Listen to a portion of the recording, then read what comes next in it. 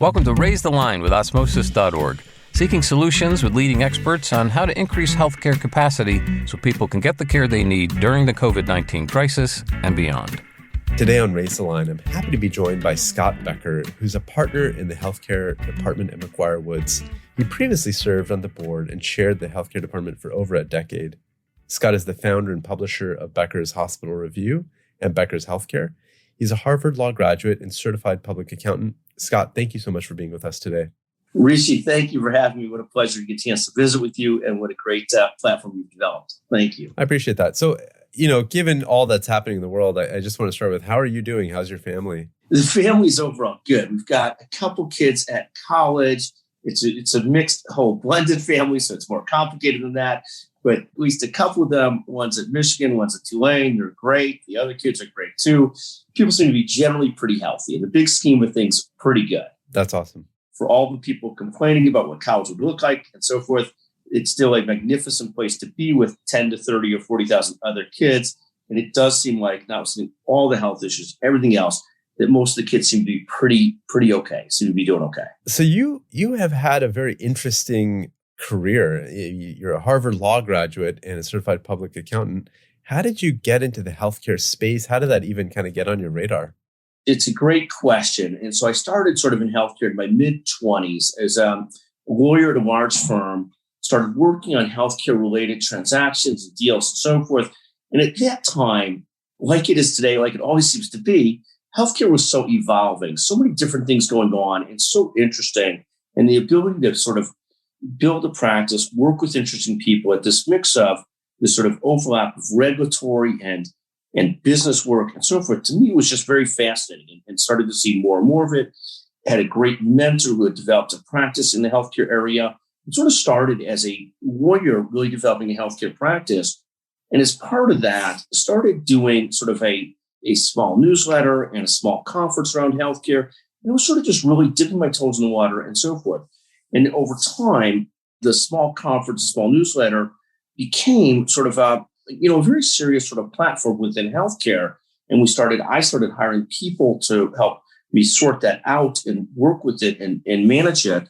And, some of the people I hired a long time ago, now 17, 20 years ago, were very young at the point, really coming out of college, and ended up just being fortunate and good in nurturing some magnificent people that became leaders in that company. So we sort of grew together this platform around healthcare and Becker's Healthcare. And then my legal practice was always, overlapped with that, was always very much focused around the healthcare world, hospitals and health systems, surgeries aren't changed. And over the last 15 years or so, we started a conference 18 years ago about private equity in healthcare.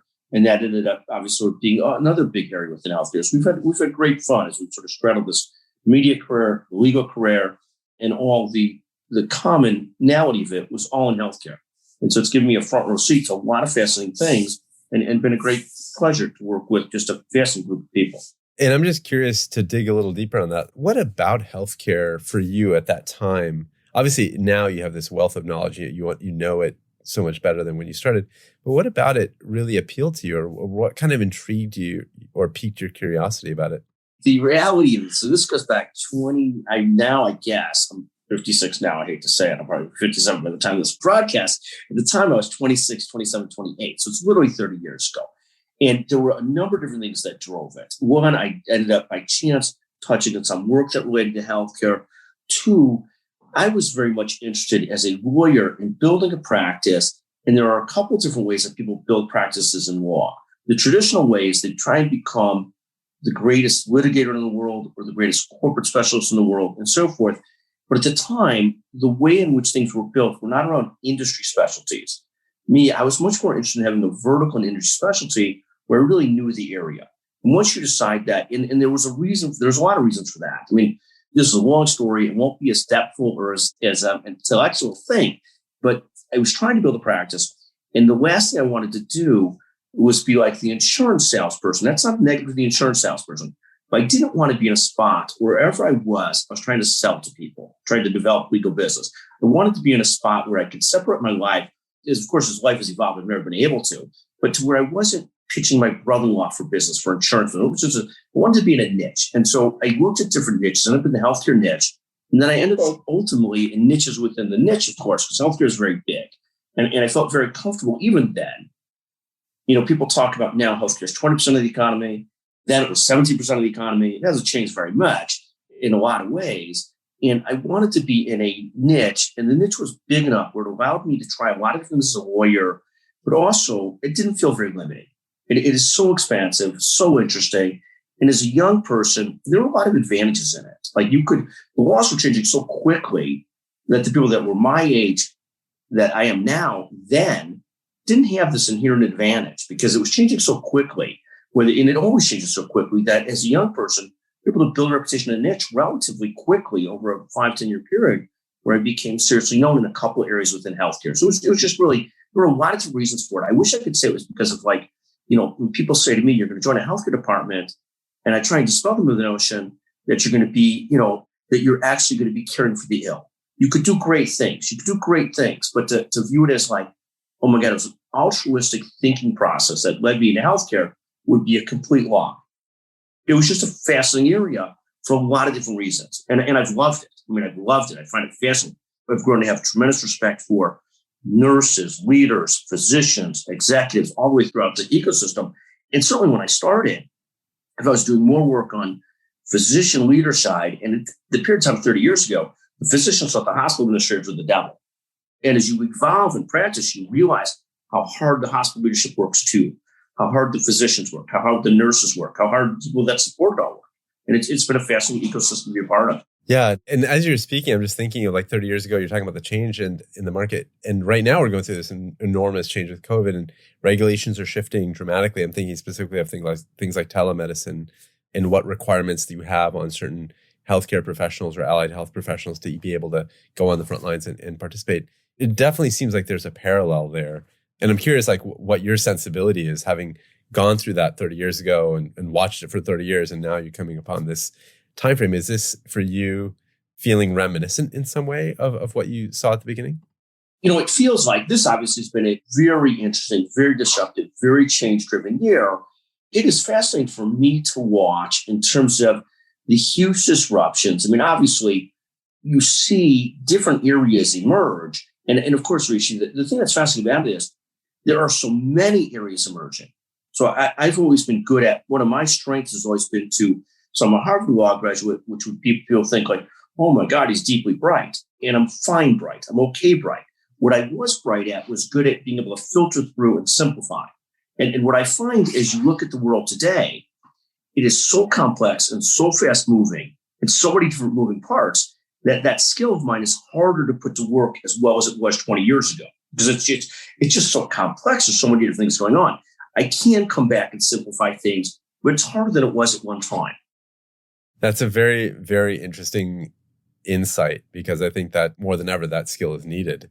And what you're describing is right. Like when you have so much more data points, the human mind only has a certain capacity for gleaning insights. And I think that might be why we're seeing big data and AI kind of creep onto the scene so quickly, because it's necessary at this point to really fully understand the picture. Our human minds often will be biased in one way or another based on kind of what's closest to us is what I imagine. I think that's right. And what you see is when people don't have data and can't filter through it, it becomes so politicized because nobody really speaks clearly with one language. And so you have this crazy politicization where each side is right on different things, but neither side can see the other side. They're so built into the positions that are often, even though both sides claim to have data and science, but neither side really does a good job of harnessing it as well as they could. And it's a fascinating thing to watch how politicized it becomes, in part because it's hard for people to really filter through what's true and what's not true. And so through this very like jungle-like, environment or this ecosystem that we're sort of meandering through, one thing that's very striking about you and your professional story is that you created, Becker's Healthcare, you founded Becker's Hospital Review, Becker Group Business News. I could go on Becker Private Equity Podcast, the business podcast. So what inspires you to kind of create all these outlets for your voice and your ideas? Sure. So on the Becker's healthcare situation has been a labor of love for 30 years. It really, it grew into a serious business, but it was a labor of love and still is a labor of love. And it allows me to sort of connect with people, see what's going on, filter through things, have a voice to an extent, but it really allows me to communicate and talk to a wide range of people and really trying to understand what's going on. And it's really, it's been like a magnificent pleasure from talking to Just got off the phone with the CIO of a health system. Just spoke last week to Mike Roizen, who's built this whole concept around real age and stuff like that, to talking to the CEO of whether it's Northwell Health or Common Spirit, to interviewing presidents of the United States, for better or for worse, in our conferences and so forth. It's given me this great platform to deal with a lot of interesting things, and just a pleasure. I view myself as sort of like, in life, as always having a major or two, or maybe a dual major. So I like to focus on both the healthcare side and the business side. I've always liked to focus on the healthcare business side. It's part of like the CPA underpinnings and stuff like that. It allows me, as I talk a little bit about aging because I'm at that spot where I think about those things more. It allows me to stay connected, to stay sharp, to stay thinking. I mean, I write the newsletter, the Becker newsletters, more to keep myself focused and sharp than for any monetary or business purpose. It keeps me focused, keeps me sharp, allows me to connect with people when I enjoy it tremendously. Much like Rishi, the podcasting and talking to people, I find to be a magnificent pleasure. I mean, it just is really, and some of them are very easy, very short, very simple. Some of them are complex and longer. But I find it a great way to see what's going on and stay energized and connect with the world. And obviously in this COVID period, podcasting and that kind of communication has doubled and tripled down. And it's been it's really been fascinating. What are some of and I know you said that it's become harder and harder to utilize this skill set you have, this gift of kind of finding clarity and finding kind of those focus points. Can you share with me, like through COVID, what are some of the things that you've kind of personally honed in on that you think the mainstream consciousness maybe talks about, but not as much as they might want to or need to? What are some of those things? Well, I look at it's a great question, and I look at two or three for different concepts. The first concept I would say is like the United States healthcare system.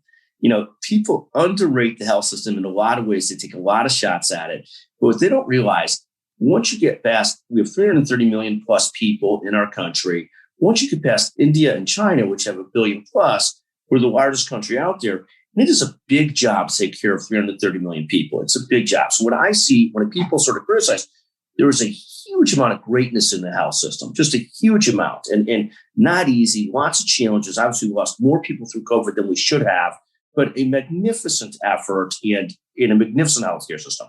So both greatness and tremendous challenges, both greatness and some inequities. I mean, so we see some serious inequities. We see, like, and I know, if you're of a certain sort of economic class, you can get through to a specialist, the right specialist. It even takes connectivity, no matter what class you are, to get through to the right specialist. If you're of a different economic class, it's very hard. So there's lots of inequities. The other great thing that I see is, so I see greatnesses and challenges, greatnesses and inequities, the both living in our system. The third thing I will talk about is coverage versus access. We all talk about the fact that under the ACA, we reduced the uninsured from 46 to 29 million or so. It got down to about 10%, 90% of our country still doesn't have quote unquote coverage, and they may still get coverage in certain ways. But the big issue beyond coverage is something I just touched on a second ago, is access. So even if we get to coverage, which we should get to, and obviously 80% of the new coverage came through Medicaid expansion. God bless. I don't care how it comes. We probably have to get to universal coverage. But even with coverage, we have a huge access problem. So that's the third issue I'll touch on. So greatness and challenges, greatness and inequities, coverage versus access, which are two very different things. The fourth thing I'll talk about is supply and demand. And this goes to coverage and access and everything else. With 330 million people, we have solved some of our shortages of physicians and nurses over the last decades through immigration. If you look at our country, you look at great specialists, half of them are born here, half are not born here. It's been one of the huge gaps we filled through immigration. Whenever you look at our ecosystem, we have this great mix of doctors of different ethnic groups, and it's largely because of a great deal of immigration. We've been able to stay close to the need that we have. We've got now this situation where the big medical centers, everybody realizes we need more doctors and nurses. So you've got the situation where you're building more medical schools, but we're way behind in building residency programs to keep up on it. Also at a time where we're making immigration for doctors and nurses tougher, or we have been. So you've got the situation where it's not that we want to make sure we strengthen our medical supply to the detriment of the rest of the world, but it is one of the ways that we've solved the problem over the last several decades is through great people immigrating here. We've got to figure out a way to solve the supply and demand issue. We've got 330 million people. They're aging. Our population is growing, and that's terrific. And we need to make sure that we get closer to the supply of physicians and nurses we need and technology to anywhere near serve that community. Because we've got coverage and access problems. A lot of technology helps. You talked about earlier, people practicing at the top of their license, regulations that allow people to practice at the top of their license. And that's all helpful.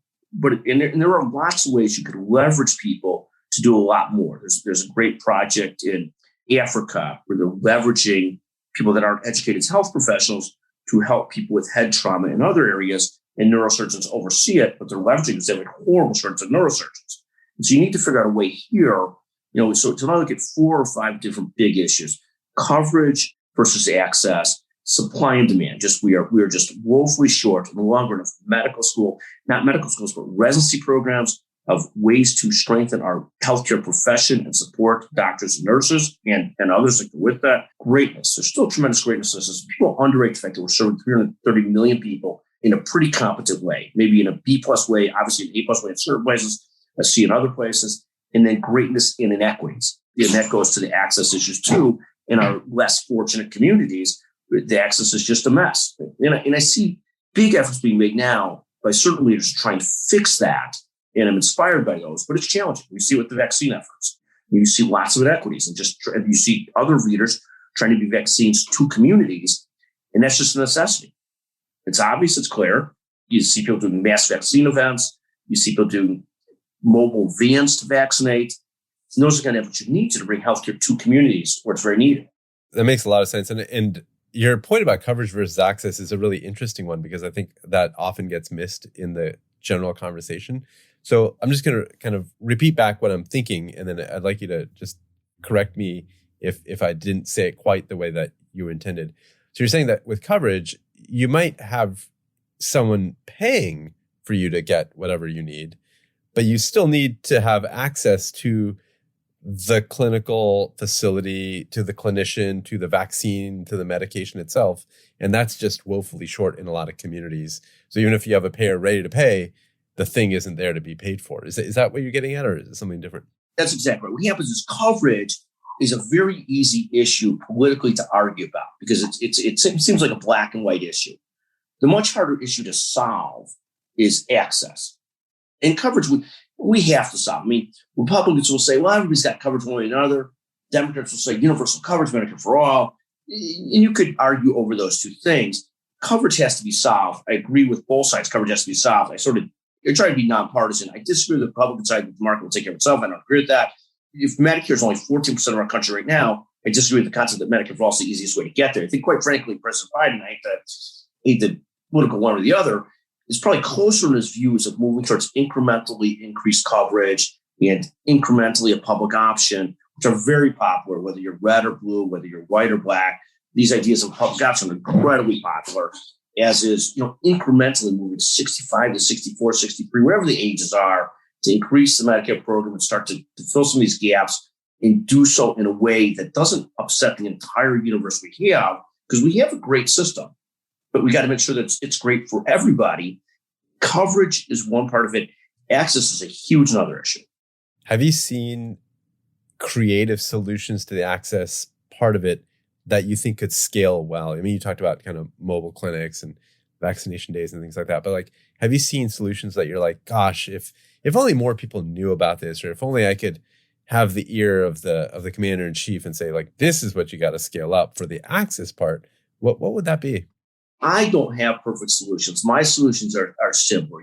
It's India, for example, people come out of high school into medical school, into medical programs, so they're able to admit a lot more doctors, as an example, and so forth. And so, we have to find a way. Right now, we've made becoming a doctor in this country far harder than it should be. So people don't get out of residency, they don't get out of their specialty training until they're in their early 30s, and that just does it in a world of sort of immediate gratification. Even though we've got enough people applying to medical school, so we still do, but we need more. We need more doctors. We need more specialists. But we need more primary care as well. We need both. But you have gaps in both that are big, big gaps. I mean, there's certain things that are easier to leverage up on, and certain primary care is easier with some of these techniques and tools and people and some of the specialties. It's easy for people to bash specialists until you need a specialist.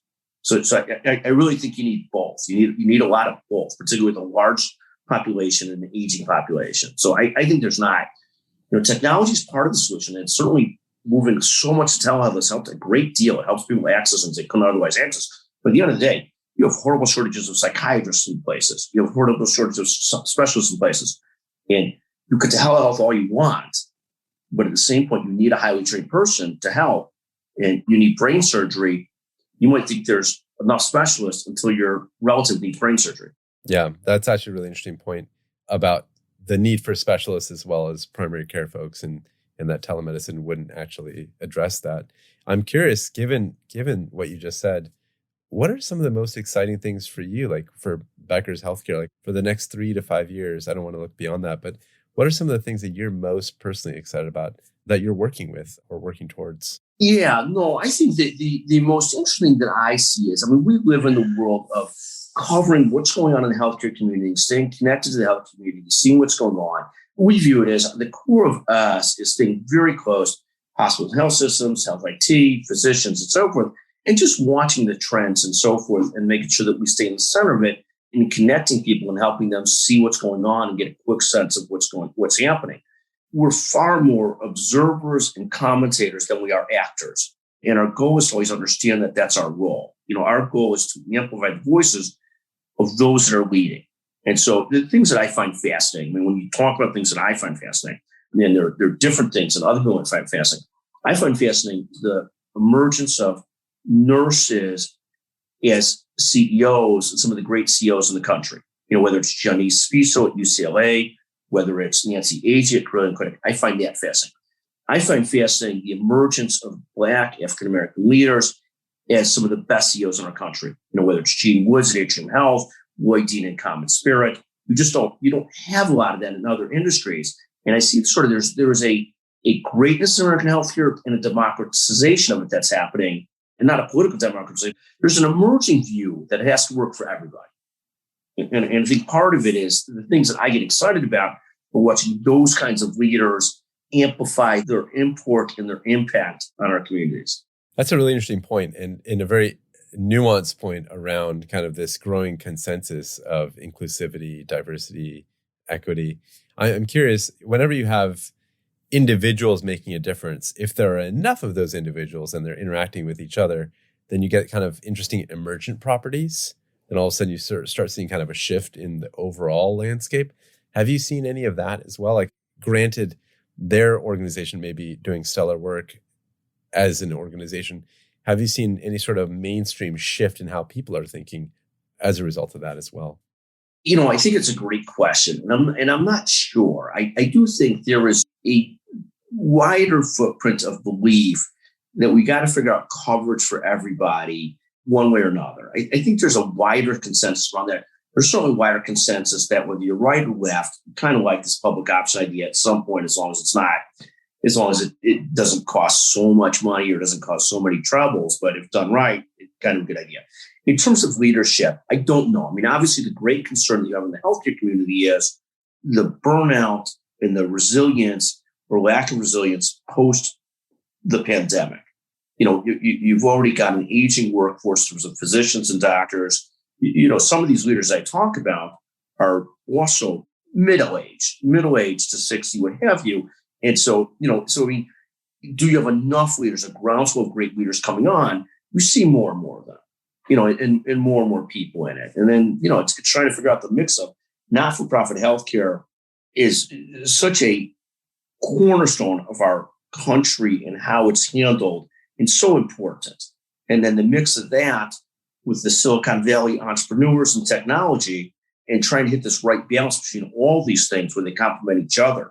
Not-for-profit healthcare, whether the Northwell Health, the Common Spirits, the Atriums, and so many other great systems, through this COVID-19 period, have proven again how much we rely on them and how important that is to our ecosystem. Yeah, that's definitely true. I think that it's easy to ignore major players when everything is going right. And the moment something is not going right, you quickly realize how, like you said, reliant we are on these systems. What you've also seen come out of this COVID period is this concept of too big to fail, because we've also seen how reliant are we on these huge systems when there's a problem. Unfortunately, there's a huge problem A critical access hospital gets overwhelmed in 2 seconds, and they're very important parts of our ecosystem. But it's these big systems that are there to handle thousands of COVID-19 patients or a big problem that you realize that you really do have a situation too big to fail, and how that will develop and work through the political system as well. It's fascinating to watch. Yeah, no, I'm glad you said that because, we go in, it's easy to think about too big to fail in the context of a car manufacturer. I'm thinking of, now 12, 13 years ago. And at that time, we had that discussion. And now with the healthcare system being too big to fail, or certain health operators, the stakes are higher. It's not just about dollars and unemployment in the economy, which are major stakes, but also about direct effect on lives. And in that context, you absolutely can't see those systems fail because there are major consequences. There was a huge movement towards reducing the beds in America, reducing bed capacity, just-in-time inventory, all those kinds of things. We found that you have to be so careful in how far you go with those things for when there's a problem. Yeah. So I guess one thing I'd like to close on then is, what do you say to young people coming up? You've had, I think I'm putting it mildly by saying, a stellar career, just a wonderful, eclectic group of interests that you've webbed into something that's just absolutely beautiful. And your background is so interesting as well. What would you say to someone that's coming out of, in your case, law school, or let's say a young accountant or a young healthcare professional, as they get onto the landscape of COVID and start charting their own path? Sure. So I think you hit it right there. So I just gave a talk on sort of 15 points on having a great career to a group. I've had a pleasure of a career, but I start with 3 sort of core points, and it goes to charting your own path.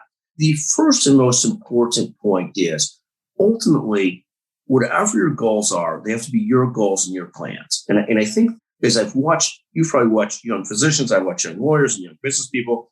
The biggest determinant of happiness in a career is, are you largely charting your own goals or somebody else charting them for you?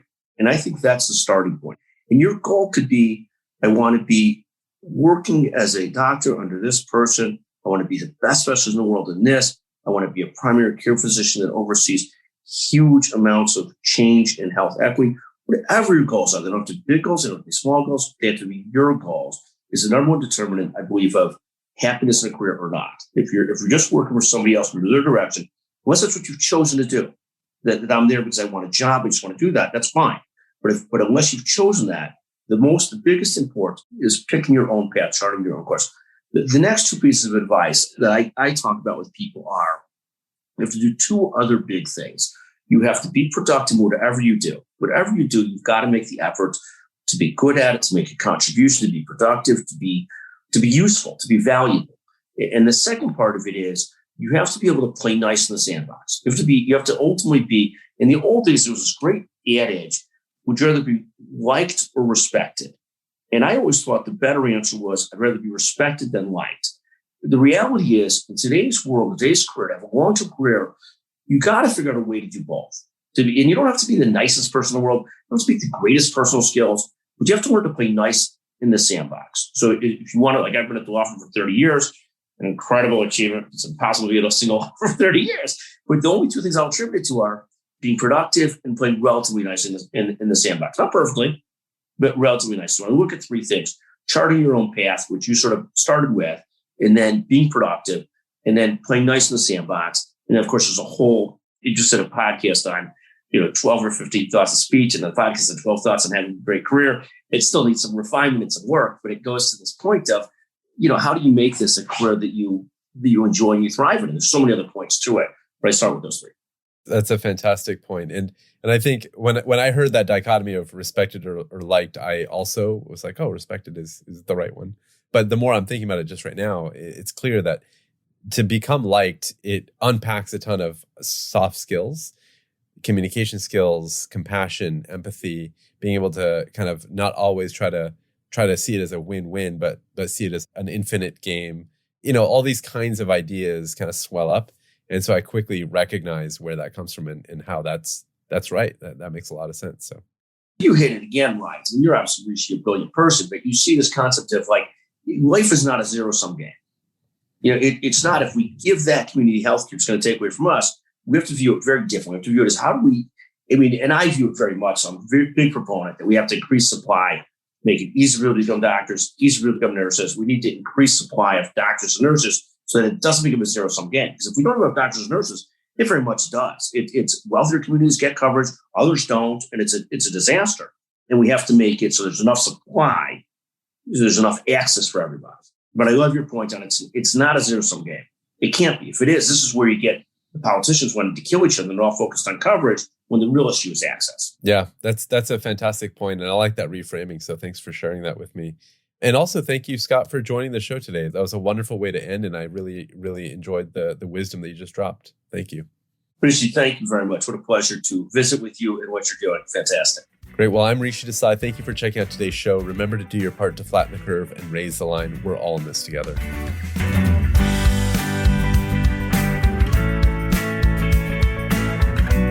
For more information on how you can help raise the line and flatten the curve, go to osmosis.org/COVID-19. If you like this podcast, please share it on your social channels.